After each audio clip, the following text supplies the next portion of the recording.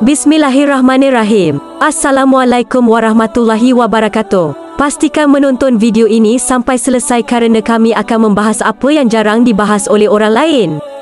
Dalam Al-Quran, haramnya daging babi disebutkan secara berurutan dengan bangkai dan darah.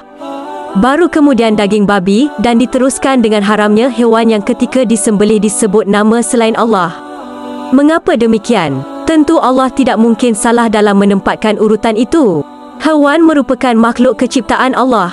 Maka ketika akan disembelih, hewan tersebut harus disembelih atas seizin Allah. Dengan menyembelih menyebut nama Allah, berarti kita telah menghalalkan hewan tersebut sebagai hewan potong. Sembelihlah dengan sesuatu yang dapat mengalirkan darah. Sebutlah nama Allah, lalu makanlah. Kecuali dengan gigi dan kuku. Aku jelaskan kepada kalian, gigi itu sejenis tulang. Sedangkan kuku adalah alat yang biasa digunakan oleh bangsa Hafsyah untuk menyembelih. Hadis riwayat Muslim, sesungguhnya Allah Azza wa Jalla telah mewajibkan berbuat baik kepada segala sesuatu. Apabila kalian membunuh, maka bunuhlah secara baik. Dan apabila kalian menyembelih, maka sembelihlah secara baik. Dan hendaknya salah seorang di antara kalian menajamkan pisaunya, kemudian memberikan kenyamanan kepada sembelihannya. Hadis riwayat An-Nasai. Sheikh Abdul Aziz bin Baz menyebutkan bahawa penyembelihan yang sesuai syariat itu ada 3 keadaan. Yang pertama, terputusnya tenggorokan, kerongkongan dan 2 urat leher. Ini adalah keadaan yang terbaik. Jika terputus 4 hal ini, maka sembelihannya halal menurut semua ulama. Yang kedua, terputusnya tenggorokan, kerongkongan dan salah satu urat leher. Sembelihannya benar, halal dan boleh dimakan. Meskipun keadaan ini derajatnya di bawah kondisi yang pertama. Yang ketiga, terputusnya tenggorokan dan kerongkongan saja tanpa 2 urat leher. Sebagian ulama berpendapat bahawa sembelihannya halal. Lalu muncul banyak pertanyaan dari orang-orang yang ngila ingin makan daging babi. Apakah babi bisa menjadi halal kalau disembelih dengan cara yang syar'i? Misalnya menyembelih babi dengan menyebut nama Allah dan tidak menyakiti hewan. Jika dilihat dari segi ilmu kesihatan masyarakat veteriner atau KSMAVET, untuk menghasilkan produk daging yang asuh atau aman, sihat, utuh dan halal. Sebagaimana diatur dalam Peraturan Pemerintah Republik Indonesia tentang Kesihatan Masyarakat Veteriner dan Kesejahteraan Hewan.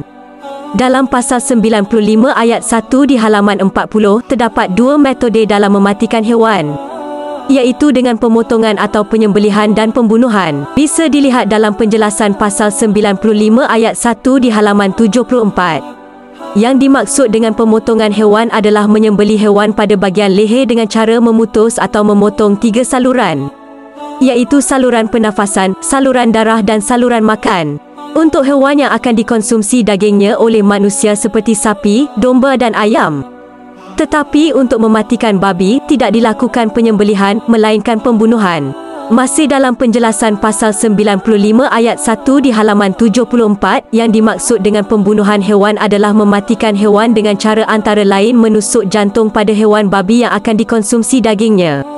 Yang jadi pertanyaan, mengapa pada babi tidak dilakukan penyembelihan layaknya sapi atau hewan ternak lain? Apakah memang babi ditakdirkan untuk tidak bisa disembelih?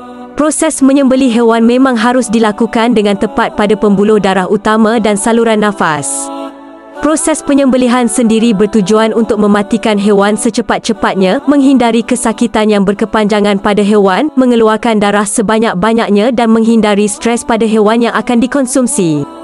Kerana stres pada hewan bisa mempengaruhi kualitas daging, tak hanya daging kurban saja, tapi juga daging yang lain. Ini bisa terjadi kerana ketika kita menyembelih hewan dengan cara yang benar, maka oksigen yang dibawa darah ke otak akan terhenti kerana terputusnya urat nadi pada leher, sehingga otak tidak lagi merespon rasa sakit kerana otak adalah pusat komando dari semua yang terjadi pada tubuh makhluk hidup.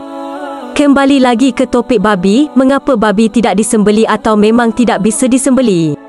Mengutip dari situs Human Structural Association atau Asosiasi Penyembelian yang Berperik Kemanusiaan, artinya metode pemotongan hewan ini diklaim tidak menyakiti hewan. Dalam halaman pemotongan hewan, di sini dijelaskan bagaimana metode pemotongan sapi, rusa dan kuda dilakukan dengan cara memotong semua pembuluh darah utama yang muncul dari jantung. Pemotongan domba dan kambing bisa dilakukan di 2 tempat, iaitu di dekat kepala atau di tenggorokan. Untuk mematikan hewan-hewan ini, bisa dilakukan dengan cara membuat irisan miring atau longitudinal dengan sudut kemiringan 45 darjat. Sedangkan pemotongan babi dilakukan dengan cara ditusuk ke dalam panggal leher atau di jantungnya. Kemudian pisau yang sudah menusuk rongga dadanya ditarik secara vertikal ke atas dan ke bawah untuk memutuskan semua pembuluh darah utama yang muncul dari jantung.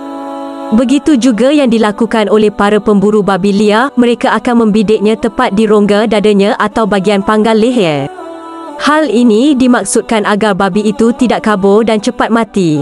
Dan memang metode inilah yang katanya paling manusiawi agar babi tidak stres kerana pembunuhan itu yang nantinya akan mempengaruhi kualitas rasa dagingnya.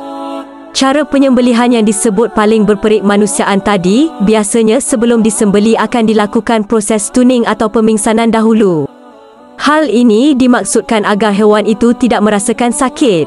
Namun dikutip dari sebuah majalah tentang ilmu pengetahuan yang terkenal, New Scientist, melalui penelitian ilmiah yang dilakukan oleh dua staf ahli peternakan dari Hannover University, sebuah universitas terkemuka di Jerman, Prof. Dari Schock dan rekannya dari Hazim.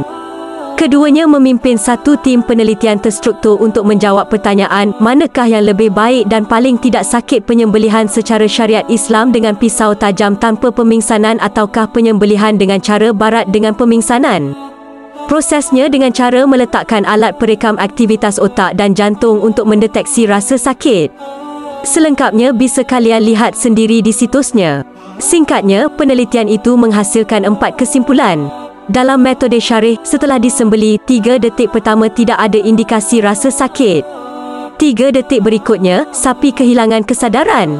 6 detik pertama itu, ada aktivitas luar biasa dari jantung untuk menarik sebanyak mungkin darah dari seluruh anggota tubuh dan memompanya keluar melalui ketiga saluran yang terputus di bahagian leher. Kemudian, darah tertarik dan terpompa oleh jantung keluar tubuh secara maksimal. Maka, dihasilkanlah healthy meat atau daging yang sihat. Sedangkan dalam metode stuning ala barat, ketika pemingsanan, sapi terhuyung jatuh. Saat itu, terlihat tidak kesakitan kerana tidak merontak ketika disembeli dan darah yang keluar hanya sedikit. Setelah proses pemingsanan, ada indikasi tekanan rasa sakit pada sapi. Kemudian, adanya rasa sakit yang luar biasa sehingga jantung berhenti berdetak lebih awal. Akibatnya, jantung kehilangan kemampuannya dalam memompa darah menarik dan keluar tubuh. Dan kerana darah tidak terpompa keluar maksimal, darah itu membeku di dalam urat-urat darah dan daging sehingga dihasilkan unhealthy meat atau daging yang tidak sihat. Yang lebih mengejutkan, pisau tajam yang mengiris leher ternyata tidaklah menyentuh syaraf rasa sakit. Kedua peneliti itu menyimpulkan bahawa sapi merontak-rontak dan meregangkan otot bukanlah sebagai ekspresi rasa sakit, melainkan sebagai ekspresi keterkejutan otot dan syaraf saja, iaitu pada saat darah mengalir keluar dengan deras. Jadi, mana yang lebih manusiawi? Cara orang barat atau cara syari? Jika cara pemingsanan malah membuat darah terhenti dalam urat dan daging sehingga darah tak bisa keluar maksimal, apakah cara yang dibilang manusiawi ini hasil dagingnya halal dimakan?